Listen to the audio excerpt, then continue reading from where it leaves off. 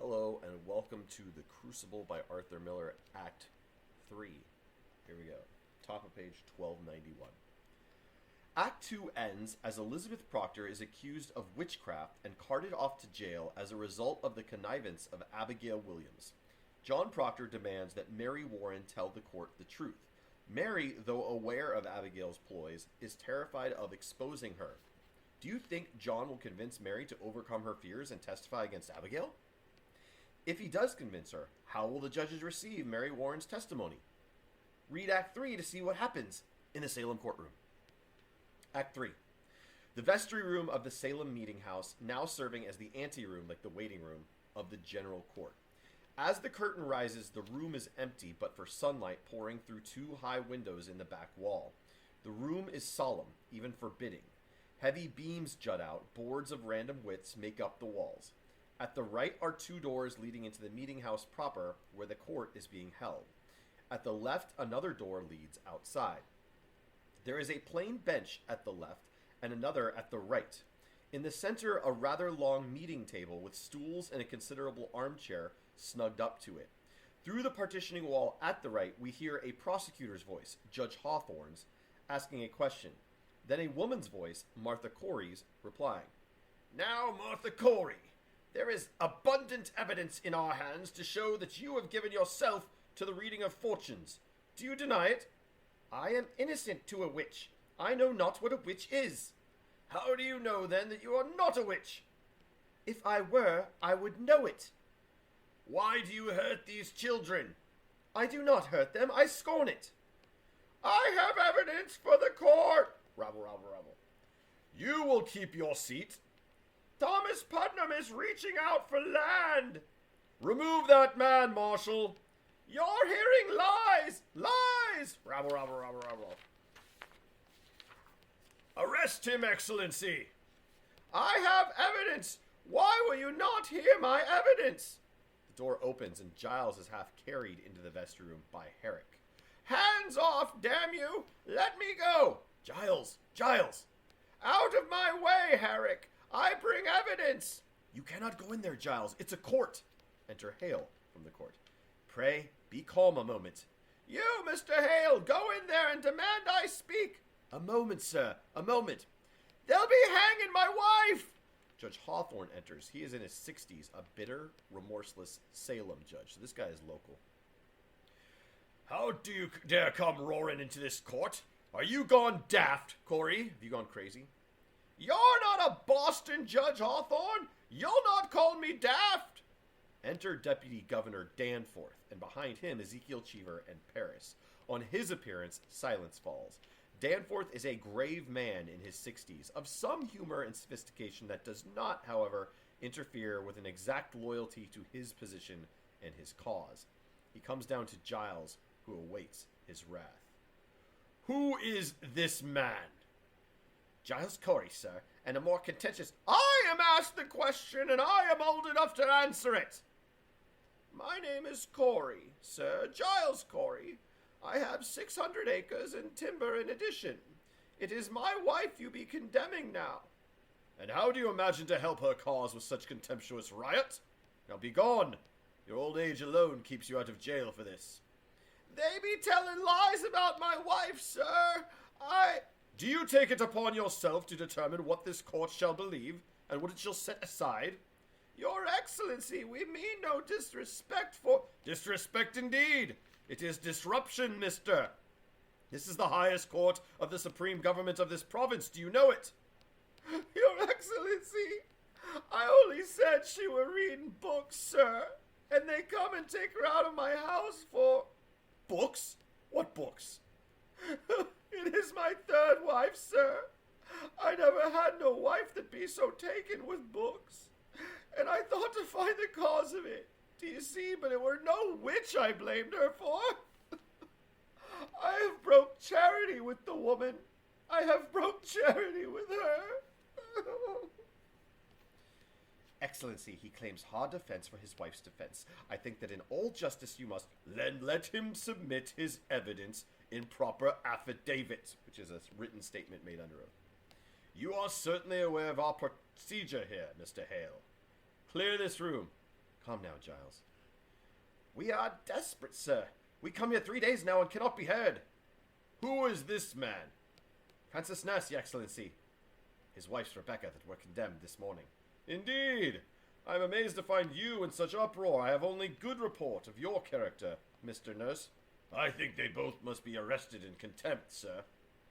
Let you write your plea, and in due time I will... Excellency, we have proof for your eyes. God forbid you shut them to it. The girls, sir. The girls are frauds. What's that? We have proof of it, sir. They are all deceiving you. Danforth is shocked, but studying Francis. This is contempt, sir. Contempt. Peace, Judge Hawthorne. Do you know who I am, Mr. Nurse? I surely do, sir, and I think you must be a wise judge to be what you are. And do you know that near to 400 are in the jails, from Marblehead to Lynn, and upon my signature? Aye. And 72 condemned to hang by that signature. Excellency, I never thought to say it to such a weighty judge, but ye are deceived. Enter Giles Corey from left. All turn to see as he beckons in Mary Warren with Proctor. Mary is keeping her eyes to the ground. Proctor has her elbow as though she were near collapse. Mary Warren, what are you about here? She would speak with the deputy governor. Did you not tell me that Mary Warren were sick in bed? She were, Your Honor. When I go to fetch her to the court last week, she said she were sick. She has been striving with her soul all week, Your Honor. She comes now to tell the truth of this to you. Who is this? John Proctor, sir. Elizabeth Proctor is my wife. Beware this man, Your Excellency. This man is mischief. I think you must hear the girl, sir. She... Peace. What would you tell us, Mary Warren? Proctor looks at her, but she cannot speak. She never saw no spirits, sir. Never saw no spirits? Never! She has signed a deposition, sir. A deposition is the testimony of a witness made under oath, so they're sworn to tell the truth, but not in court, not in open court. No. I accept no depositions. Tell me, Mr. Proctor, have you given out this story in the village? We have not. They've come to overthrow the court, sir. This man is... I pray you, Mr. Paris! Do you know, Mr. Proctor, that the entire contention of the state in these trials is that the voice of heaven is speaking through the children? I know that, sir. And you, Mary Warren, how come you to cry out people for sending their spirits against you? It were pretense, sir. I cannot hear you. It were pretense, she says. Ah? And the other girls? Susanna Walcott and the others? They are also pretending? Aye, sir. Stop and answer number 2. I think we forgot to stop at number 1, so I hope I did that live. Indeed. Excellency, you surely cannot think to let so vile a lie be spread in open court. Indeed not, but it strike hard upon me that she will dare come here with such a tale. Now, Mr. Proctor, before I decide whether I shall hear you or not, it is my duty to tell you this. We burn a hot fire here. It melts down all concealment. I know that, sir. Let me continue. I understand well a husband's tenderness may drive him to extravagance in defense of a wife. Are you certain in your conscience, mister, that your evidence is the truth? It is, and you will surely know it.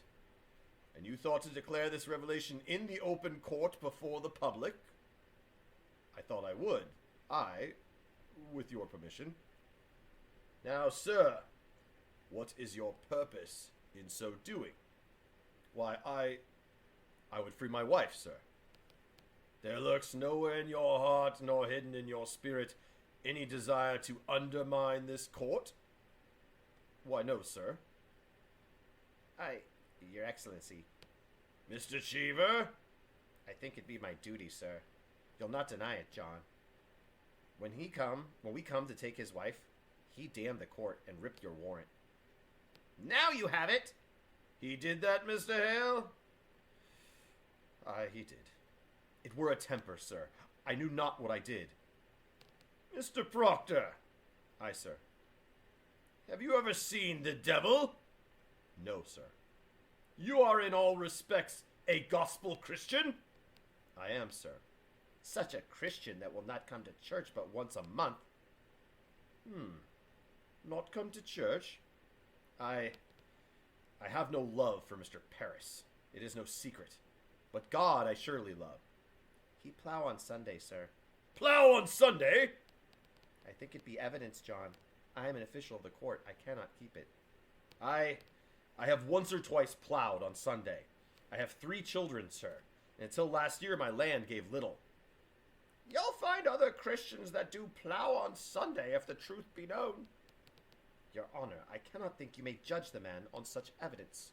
Let's stop answer number 3, right there. Nose is itchy. Top of page 1296. I judge nothing. I tell you straight, mister. I have seen marvels in this court. I have seen people choked before my eyes by spirits. I have seen them stuck by pins and slashed by daggers. I have until this moment not the slightest reason to suspect that the children may be deceiving me. Do you understand my meaning? Excellency, does it not strike upon you that so many of these women have lived so long with such upright reputation and... Do you read the gospel, Mr. Proctor? I read the gospel. I think not. Or you should surely know that Cain were an upright man, and yet he did kill Abel. In the Bible, that's Cain, the oldest son of Adam and Eve. He killed his brother Abel. It's pretty famous. God tells us that. But who tells us Rebecca Nurse murdered 7 babies by sending out her spirit on them? It is the children only, and this one will swear she lied to you. Danforth considers this and then beckons Hawthorne over to him. Hawthorne leans in and he speaks in his ear. Hawthorne nods. Aye, she's the one. Mr. Proctor, this morning your wife sent me a claim in which she states she is pregnant now. My wife pregnant? There be no sign of it. We have examined her body. But if she says she is pregnant, then she must be.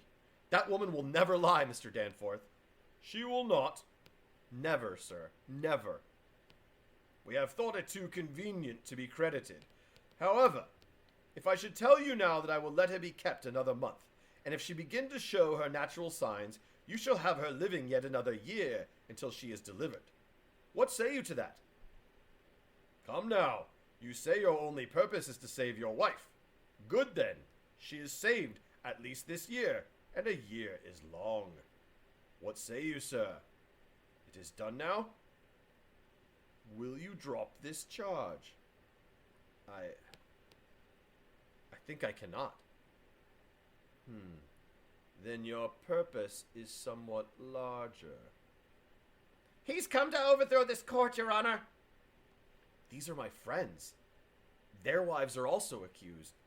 I judge you not, sir. I am ready to hear your evidence. I come not to hurt the court. I only... Marshal, go into the court and bid Judge Stoughton and Judge Sewell declare recess for 1 hour, and let them go to the tavern if they will. All witnesses and prisoners are to be kept in the building. Let's stop and answer number 4 right there.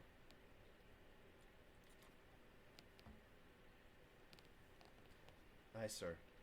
If I may say it, sir, I've known this man all my life, sir. He is a good man, sir. I am sure of it. Now, what deposition do you have for us, Mr. Proctor? And I beg you, be clear, open as the sky, and honest. I am no lawyer, so while the pure in heart need no lawyers. Proceed as you will. Will you read this first, sir? It's a sort of testament. The people signing it declare their good opinion of Rebecca, and my wife, and Martha Corey. Danforth looks down at the paper. Their good opinion. But Danforth goes on reading, and Proctor is encouraged. These are all land-holding farmers, members of the church. If you'll notice, sir, they've known the women many years, and never saw no sign they had dealings with the devil. Paris nervously moves over and reads over Danforth's shoulder. How many names are here? 91, Your Excellency. These people should be summoned for questioning. Mr. Danforth, I gave them all my word no harm would come to them for signing this. This is a clear attack upon the court. Is every defense an attack upon the court? Can no one? All innocent and Christian people are happy for the courts in Salem. These people are gloomy for it. And I think you will want to know from each and every one of them what discontents them with you. I think they ought to be examined, sir. It is not necessarily an attack, I think. Yet, these are all covenanted Christians, sir. Then I am sure they have nothing to fear. Mr. Cheever, have warrants drawn for all of these. Arrest them for examination. Now, mister, what other information do you have for us? You may sit, Mr. Nurse. So there is number 5. I have brought trouble on these people. I have... No, old man, you have not hurt these people if they are of good conscience. But you must understand, sir, that a person is either with this court or he must be counted against it. There be no road between. This is a sharp time now, a precise time. We live no longer in the dusky afternoon when evil mixed itself with good and befuddled the world. Now, by God's grace, the shining sun is up, and them that fear not light will surely praise it. I hope you will be one of those. Mary Warden sobs. She's not haughty, I see. No, she's not, sir. Mary, now remember what the angel Raphael said to the boy Tobias. Remember it. Here's the story about Raphael and Tobias. It's at the bottom of page 1298. In the Bible, Tobias is guided by the archangel Raphael to save 2 people who have prayed for their deaths. One of the 2 is Tobias's father, Tobit, who has prayed for his death because he has lost his sight. The other is Sarah, a woman who is afflicted by a demon and has killed her 7 husbands on their wedding day. Oh my God. With Raphael's assistance, Tobias exorcises the devil from Sarah and cures his father of blindness. But the moral of the story, all you really need to know is, as long as you're doing the right thing, God and his angels will protect you. So that's what Proctor is trying to tell Mary Warren. Do the right thing and God is on your side. Aye. Do that which is good, and no harm shall come to thee. Aye. Come, man. We wait on you. Marshal Herrick returns and takes his post at the door. John, my deposition. Give him mine. Aye. This is Mr. Corey's deposition. Oh? He looks down and Hawthorne comes behind him and reads with him. What lawyer drew this, Corey? You know I never hired a lawyer in my life, Hawthorne. It is very well phrased. My compliments. Mr. Paris, if Mr. Putnam is in the court, will you bring him in? Hawthorne takes the deposition and walks to the window with it. Paris goes into the court. You have no legal training, Mr. Corey. I have the best, sir. I am 33 time in court in my life, and always plaintiff, too. Plaintiff means the one doing the suing, not the one being sued. Oh, then you're much put upon. I am never put upon. I know my rights, sir, and I will have them. You know, your father tried a case of mine. Might be 35 years ago, I think. Indeed? He never spoke to you of it? No, I cannot recall it. That's strange. He gave me £9 damages. He were a fair judge, your father. You see, I had a white mare at that time, and this fellow come to borrow the mare. Enter Paris with Thomas Putnam. When he sees Putnam, Giles' ease goes. He is hard. Aye, there he is. Mr. Putnam, I have here an accusation by Mr. Corey against you. He states that you coldly prompted your daughter to cry witchery upon George Jacobs that is now in jail. It is a lie. Mr. Putnam states your charge is a lie. What say you to that? A fart on Thomas Putnam! That is what I say to that! What proof do you submit for your charge, sir? My proof is there. If Jacobs hangs for a witch, he forfeit up his property. That's law. And there is none but Putnam with the coin to buy so great a piece. This man is killing his neighbors for their land. But proof, sir, proof. The proof is there. I have it from an honest man who heard Putnam say it. The day his daughter cried out on Jacobs, he said she'd given him a fair gift of land. And the name of this man? What name? The man that gave you this information. Why, I I cannot give you his name. And why not? You know well why not. He'll lay in jail if I give his name. This is contempt of the court, Mr. Danforth. You will surely tell us the name. I will not give you no name. I mentioned my wife's name once, and I'll burn in hell long enough for that. I stand mute. In that case, I have no choice but to arrest you for contempt of this court. Do you know that? This is a hearing. You cannot clap me for contempt of a hearing. Oh, it is a proper lawyer. Do you wish me to declare the court in full session here, or will you give me good reply?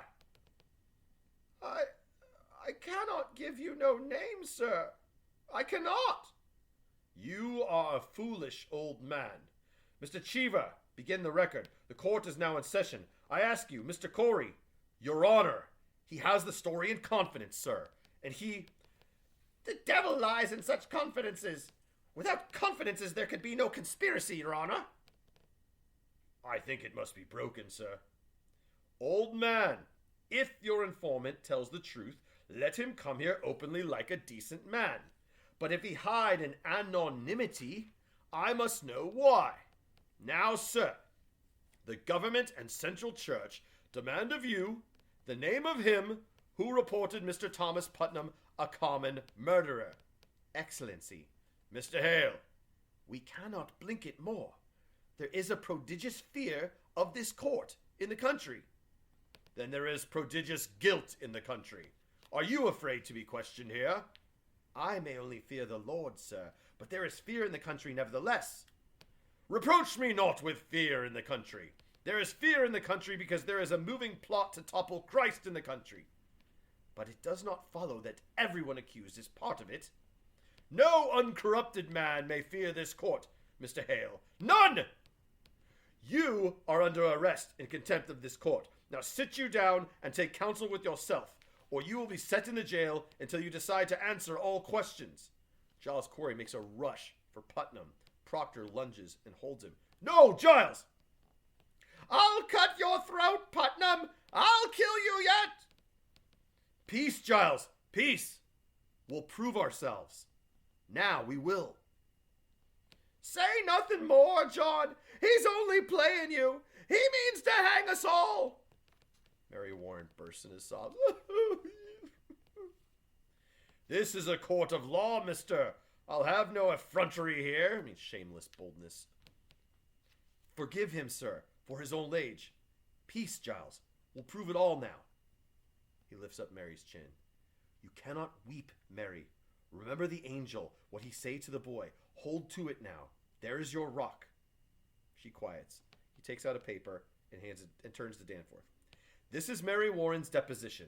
I would ask you to remember, sir, while you read it, that until 2 weeks ago, she were no different than the other children are today.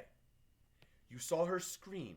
She howled. She swore familiar spirits choked her. She even testified that Satan, in the form of women now in jail, tried to win her soul away. And then when she refused, yes, we know all this. Aye, sir. She swears now that she never saw Satan, nor any spirit, vague or clear, that Satan may have sent to hurt her. And she declares her friends are lying now. Proctor starts to hand Danforth the deposition, and Hale comes up to Danforth in a trembling state. Excellency, a moment. I think this goes to the heart of the matter. It surely does. I cannot say he is an honest man. I know him little. But in all justice, sir, a claim so weighty cannot be argued by a farmer. In God's name, sir, stop here. Send him home and let him come again with a lawyer. Now look you, Mr. Hale. Excellency, I have signed 72 death warrants.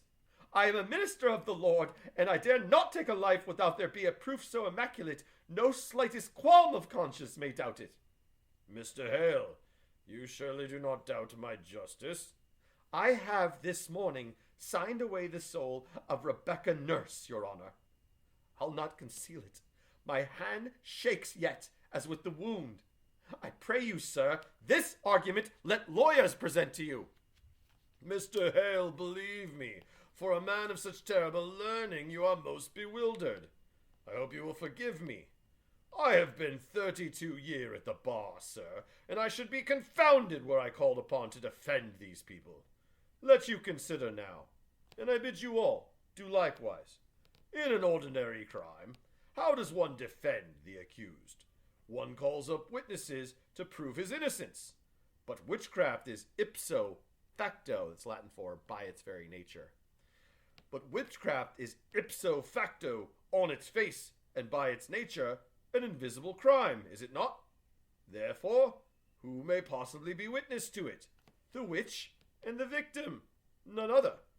Now we cannot hope the witch will accuse herself, granted. Therefore, we must rely upon her victims, and they do testify. The children certainly do testify. As for the witches, none will deny that we are most eager for all their confessions. Therefore, what is left for a lawyer to bring out? I think I have made my point, have I not?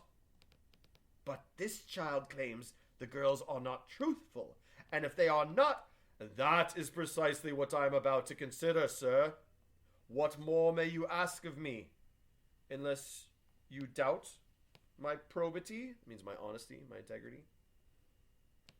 I surely do not, sir. Let you consider it then, and let you put your heart to rest. Her deposition, Mr. Proctor. We'll stop at answer number 7 right there.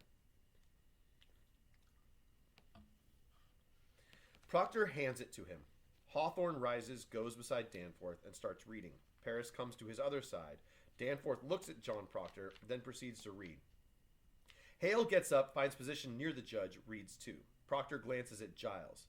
Francis prays silently, hands pressed together. Cheever waits placidly, the sublime official, dutiful. Mary Warren sobs once. John Proctor touches her hand, reassuringly.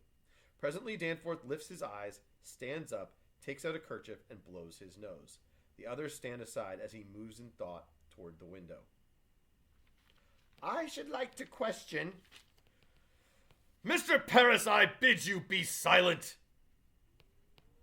Mr. Cheever, will you go into court and bring the children here?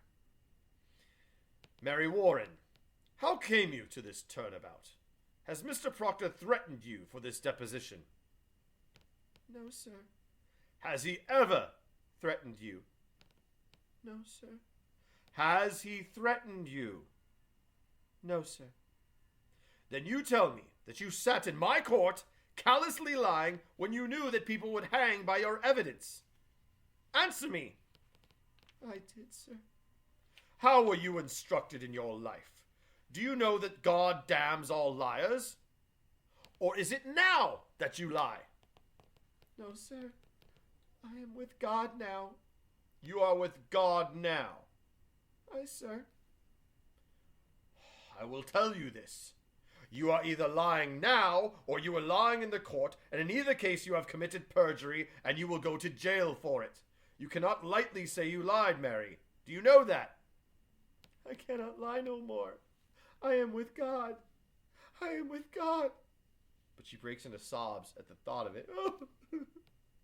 And the right door opens, and enter Susanna Walcott, Mercy Lewis, Betty Paris, and finally the head mean girl, Abigail. Cheever comes to Danforth. Ruth Putnam's not in the court, sir, nor the other children. These will be sufficient. Sit you down, children. Your friend, Mary Warren, has given us a deposition in which she swears that she never saw familiar spirits, apparitions, nor any manifest of the devil.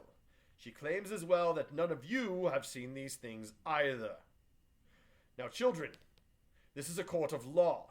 The law, based upon the Bible, and the Bible, writ by Almighty God, forbid the practice of witchcraft, and describe death as the penalty thereof. But likewise, children, the law and Bible damn all bearers of false witness, people who lie. Now then, it does not escape me that this deposition may be devised to blind us. It may well be that Mary Warren has been conquered by Satan, who sends her here to distract our sacred purpose. If so, her neck will break for it.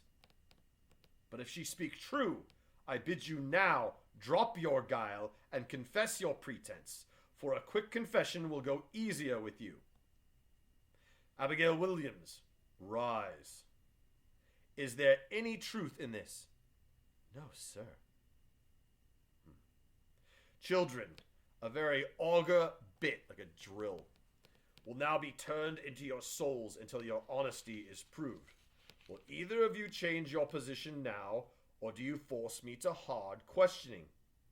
I have not to change, sir. She lies. You would still go on with this? Aye, sir. A poppet was discovered in Mr. Proctor's house, stabbed by a needle. Mary Warren claims that you sat beside her in the court when she made it, and that you saw her make it and witnessed how she herself stuck the needle into it for safekeeping. What say you to that? It is a lie, sir. While you worked for Mr. Proctor, did you see poppets in that house? Goody Proctor always kept poppets. Your Honor, my wife never kept no poppets. Mary Warren confesses it was her poppet. Your Excellency? Mr. Cheever? When I spoke with Goody Proctor in that house, she said she never kept no poppets. But she said she did keep poppets when she were a girl. She has not been a girl these 15 years, Your Honor. But a poppet will keep 15 years, will it not? It will keep if it is kept, but Mary Warren swears she never saw no poppets in my house, nor anyone else. Why could there not have been poppets hid where no one ever saw them? There might also be a dragon with 5 legs in my house, but no one has ever seen it. We are here, Your Honor, precisely to discover what no one has ever seen.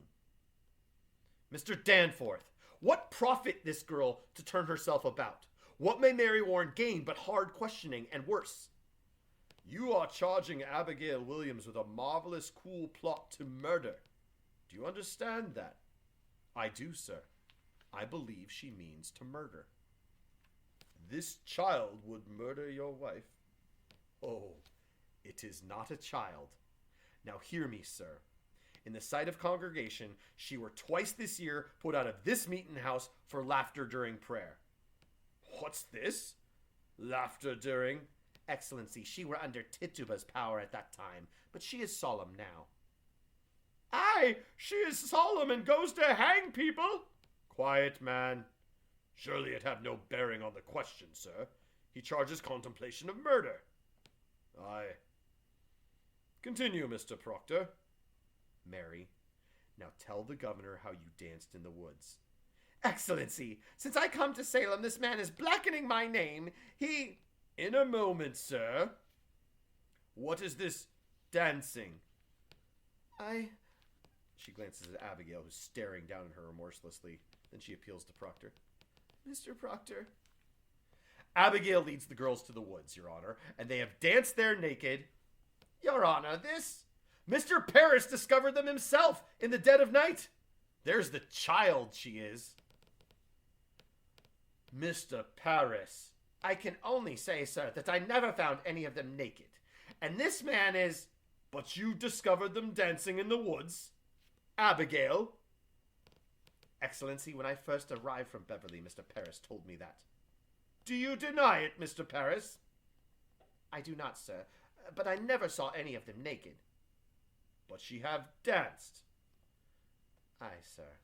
Stop at answer number 8, right there.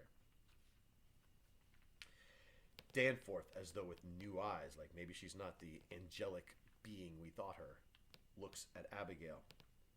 Excellency, will you permit me? Pray, proceed. You say you never saw no spirits, Mary, were never threatened or afflicted by any manifest of the devil or the devil's agents. No, sir. And yet, when people accused of witchery confronted you in court, you would faint, saying their spirits came out of their bodies and choked you. That were pretense, sir. I cannot hear you. Pretense, sir. But you did turn cold, did you not?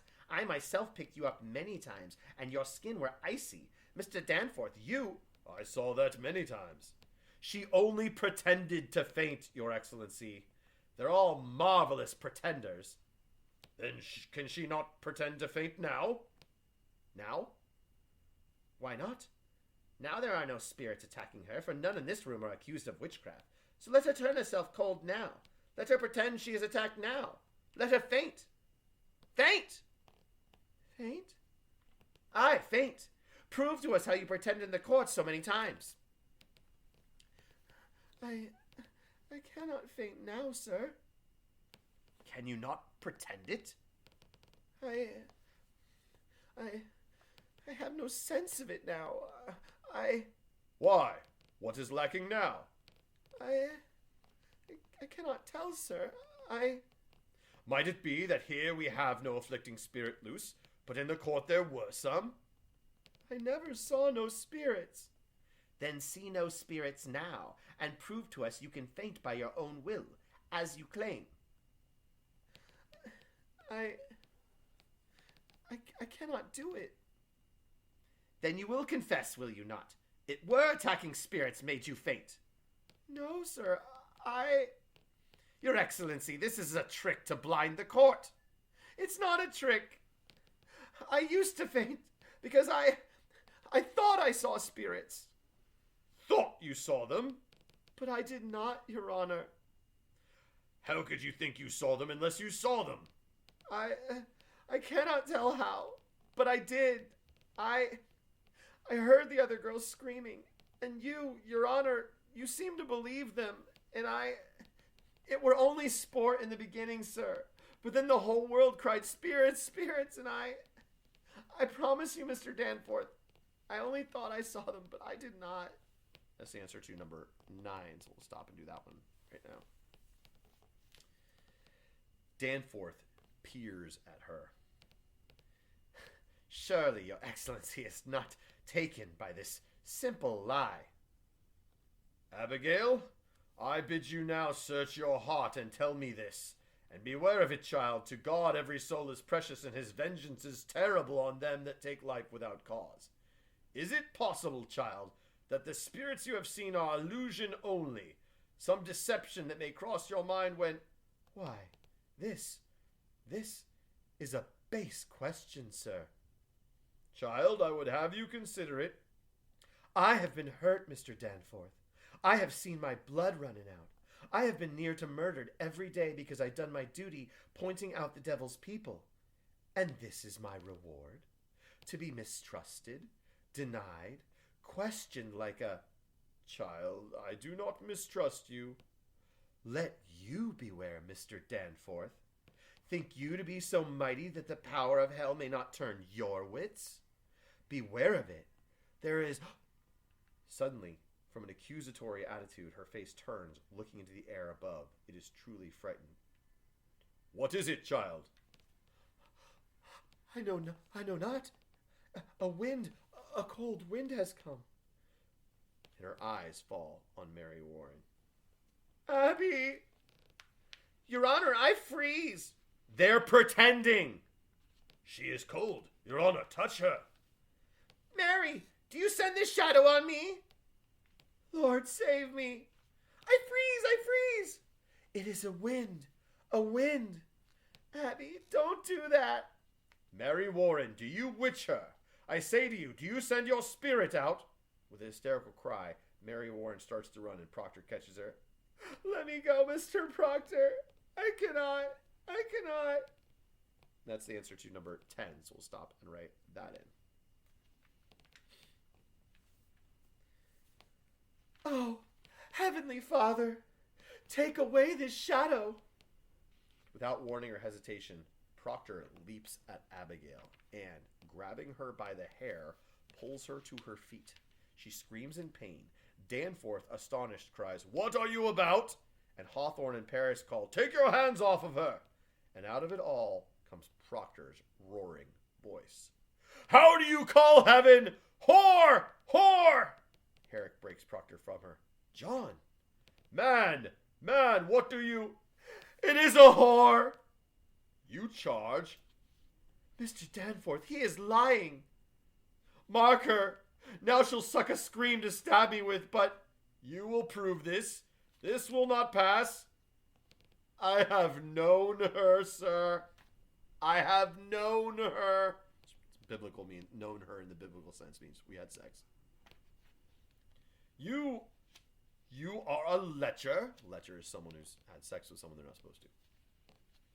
"John, You cannot say such a... Oh, Francis, I wish you had some evil in you that you might know me. A man will not cast away his good name. You surely know that. In what time? In what place? In the proper place where my beasts are bedded. On the last night of my joy, some 8 months past. She used to serve me in my house, sir. A man may think God sleeps, but God sees everything. I know it now. I beg you, sir, I beg you. See her for what she is. My wife, my dear good wife, took this girl soon after, sir, and put her out on the high road. And being what she is, a lump of vanity, sir. Excellency, forgive me. Forgive me. She thinks to dance with me on my wife's grave. And well she might, for I thought of her softly. God help me, I lusted, and there is a promise in such sweat. But it is a whore's vengeance, and you must see it. I set myself entirely in your hands. I know you must see it now. Stop and answer number 11 there while I try to compose myself. There's a lot going on here. You deny every scrap and tittle of this? If I must answer that, I will leave, and I will not come back again. Danforth seems unsteady. I have made a bell of my honor. I have rung the doom of my good name. You will believe me, Mr. Danforth. My wife is innocent, except she knew a whore when she saw one. What look do you give me? I'll not have such looks. She turns and starts for the door. You will remain where you are. Herrick steps into her path and she comes up short, fire in her eyes. Mr. Paris, go into the court and bring Goodwife Proctor out. Your Honor, this is all, Bring her out! And tell her not one word of what's been spoken here, and let you knock before you enter. Now we shall touch the bottom of this swamp. Mr. Proctor, your wife, you say, is an honest woman. In her life, sir, she have never lied. There are them that cannot sing, and there are them that cannot weep. My wife cannot lie. I have paid much to learn it, sir. And when she put this girl out of your house, she put her out for a harlot. She put her out because you guys were having sex. She's a harlot. Aye, sir. And knew her for a harlot. Aye, sir, she knew her for a harlot. Good then. And if she tell me, child, it were for harlotry, may God spread his mercy on you. There's a knock. He calls the door. Hold! Turn your back. Turn your back. Do likewise. They both turn their back, so they're facing him, and the door is behind them now that Elizabeth's about to come through.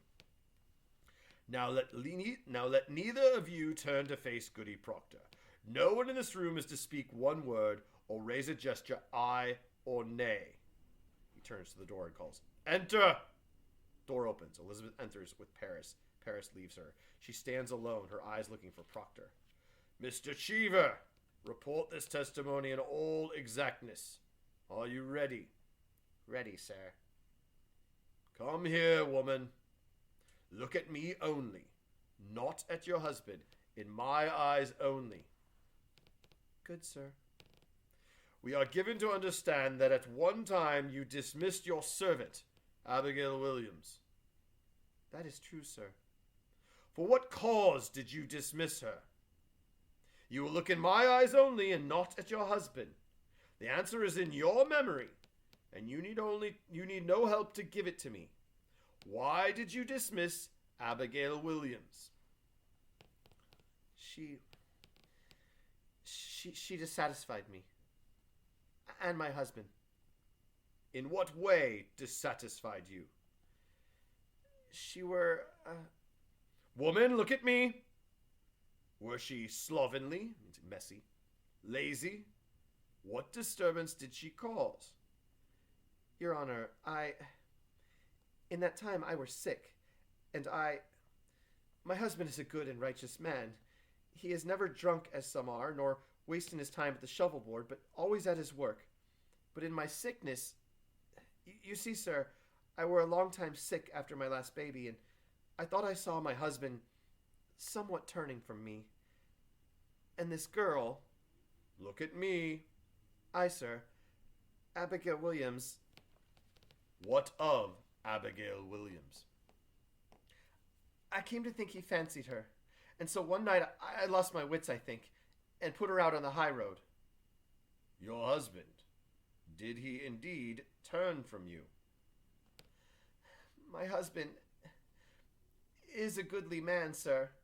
Then he did not turn from you. He... Look at me.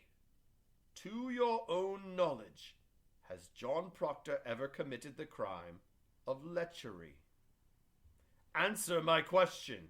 Is your husband a lecher? No, sir. Remove her, Marshal.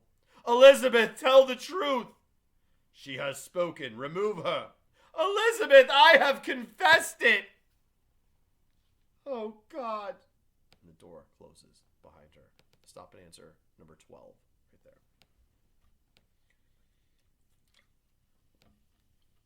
She only thought to save my name. Excellency, it is a natural lie to tell. I beg you, stop now before another is condemned. I may shut my conscience to it no more. Private vengeance is working through the testimony. From the beginning, this man has struck me true. By my oath to heaven, I believe him now, and I pray you call back his wife before we... She spoke nothing of lechery, and this man has lied. I believe him. This girl has always struck me false. She has. Abigail, with a weird, wild, chilling cry, screams up at the ceiling. Ah! You will not. Be gone. Be gone, I say. What is it, child? But Abigail, pointing with fear, is now raising up her frightened eyes, her odd face toward the ceiling. The girls are doing the same, and now Hawthorne, Hale, Putnam, Cheever, Herrick, and Danforth do the same. What's there? He lowers his eyes from the ceiling, and now he is frightened. There is real tension in his voice. Child! She is transfixed. With all the girls, she is whimpering, open-mouthed, agape at the ceiling. Girls! Why do you... It's on the beam! Behind the rafter! Where? Why? Why do you come, yellow bird? Where's a bird? I see no bird. My face? My face? Mr. Hale, be quiet. Do you see a bird?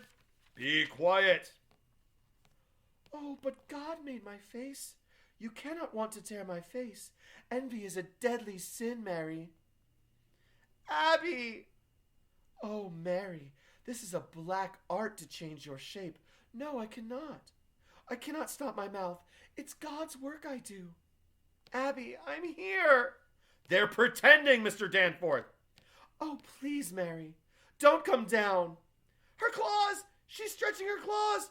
Lies! Lies! Mary, please don't hurt me.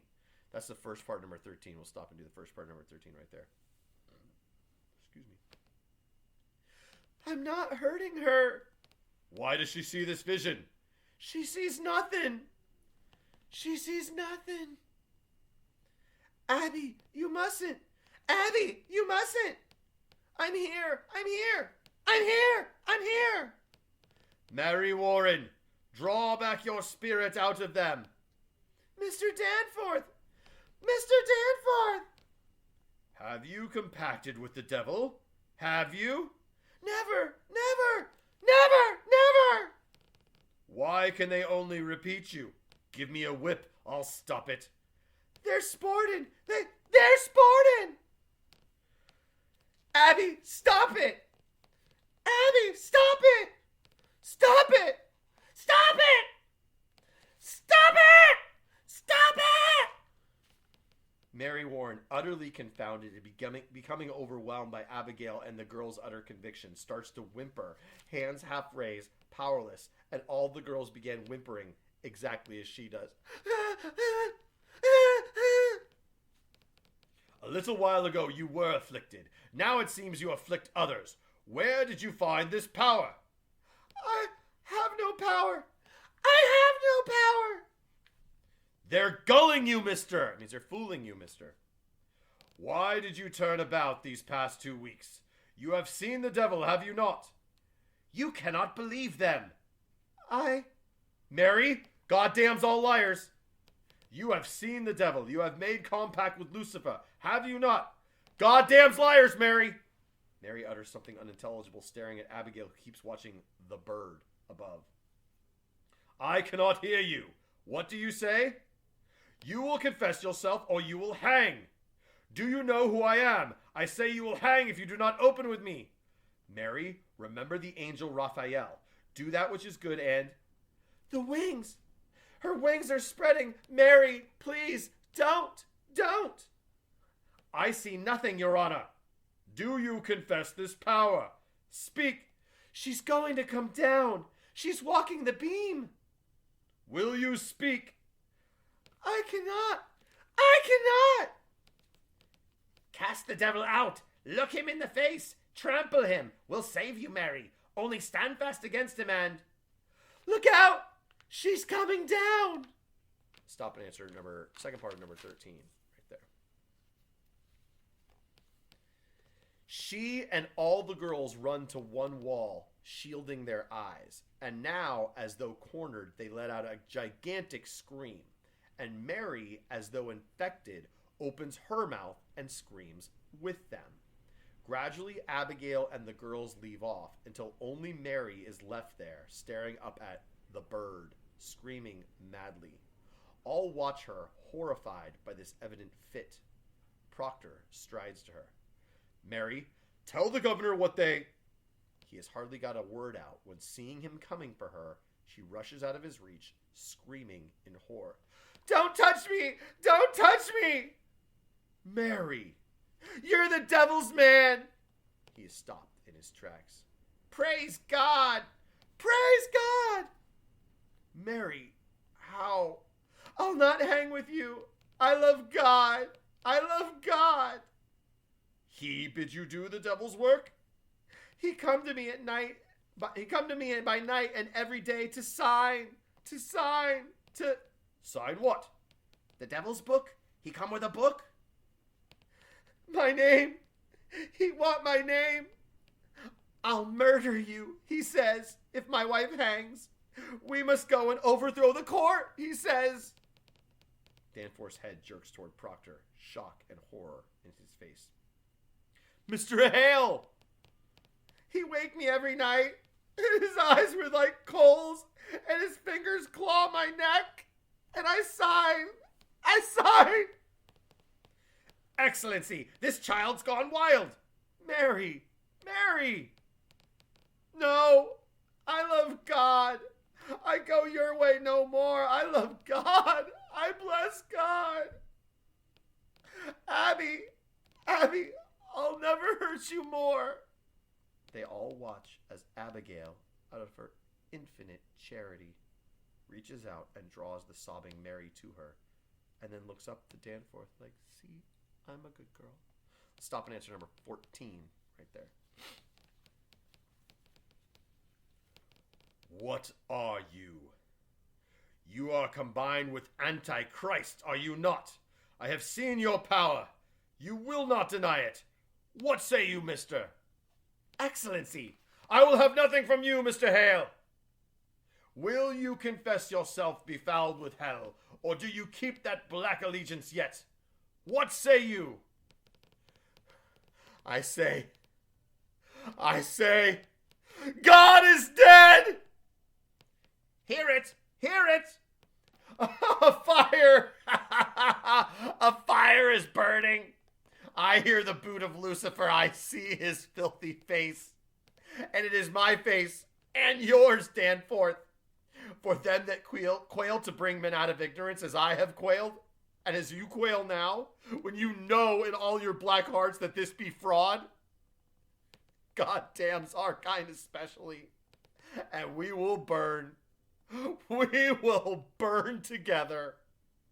Marshal, take him and Corey with him to the jail. I denounce these proceedings.